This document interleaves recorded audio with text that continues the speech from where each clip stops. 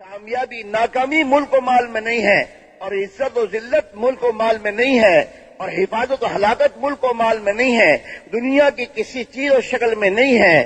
کامیابی اور ناکامی کا تعلق ایک اللہ کی ذات سے ہے، اور موت و حیات کا تعلق ایک اللہ کی ذات سے ہے۔ جیسے موت و حیات کا مالک ایک اللہ ہے، ایسے موت و حیات کے بیچ میں جتنے بھی حالات انسانوں پر آ رہے ہیں، ان تمام کے حالات کا لانے والا اور ان تمام حالات کو صحیح حالات سے بدلنے والا بھی ایک اللہ ہے۔ اس پوری کائنات کا خالق اللہ، اور اس پورے کائنات کا مالک بھی اللہ، اور اس پوری کائنات میں متصرف بھی ایک اللہ ہی کی ذات ہے۔ چاہے دنیا کی چیزیں انسانوں کے ہاتھوں میں ہوں، لیکن اس پر پورا تصرف ایک اللہ کا ہے۔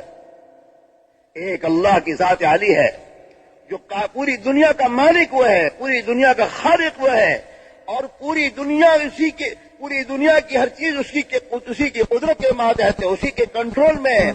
اس کے ارادے کے بغیر درخت کا پتا نہیں ہل سکتا۔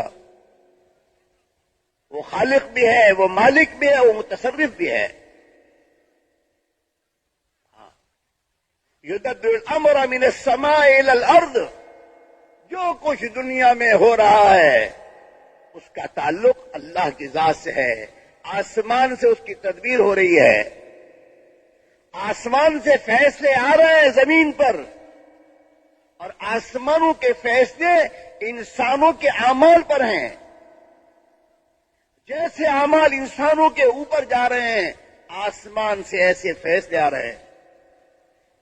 جب انسان اللہ کو مان کر، اللہ کی مان کر زندگی گزارنا شروع کرتا ہے، اللہ کو ماننا جیسا کہ وہ اپنی ذات و صفات کے اعتبار سے ہے،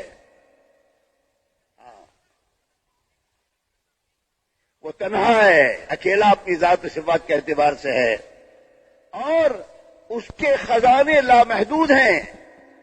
وہ اپنے ارادے میں دوستو، اس کا ارادہ جب وہ ارادہ کرتا ہے، ارادے کے ساتھ کن کہہ دے تو وہ چیز وجود میں آ جاتی ہے۔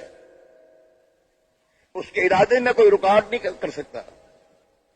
عزیز ہے، اپنے ارادے میں، اپنی بات میں عزیز غالب ہے۔ واللہ غالب علی امرہ، اللہ غالب اپنی بات میں، کوئی اسے مغلوب نہیں کر سکتا۔ سب مغلوب ہوں گے، سب مخلوق ہیں، سب محتاج ہیں۔ اس ایک اللہ وحدہ لا شریک لہ نے اپنی مخلوق کے لیے اور انسانوں کے لیے جو زندگی گزارنے کا طریقہ اور زندگی گزارنے کا راستہ اپنے نبیوں کے ذریعے انسانوں تک پہنچایا ہے، وہ طریق حیات زندگی میں جب آئے گا، آسمان سے حالات بدلے جائیں گے۔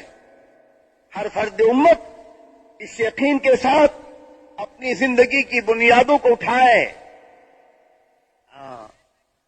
حضور پاک علیہ الصلوۃ والسلام کی ہم جتنی اتباع کریں گے اور آپ کی بات کو مان کر چلیں گے، اتنا ہماری زندگیاں بنے گی، اور آپ کے طریقے حیات کو چھوڑ کر انسان جتنا دنیا کے نادان انسانوں کے طریقوں پر زندگی لے جائے گا، اتنا پریشانی کا شکار ہوگا، دنیا میں بھی مصیبتوں کا شکار، اور موت کے بعد کا انجام اللہ ہی بہتر جانتا ہے۔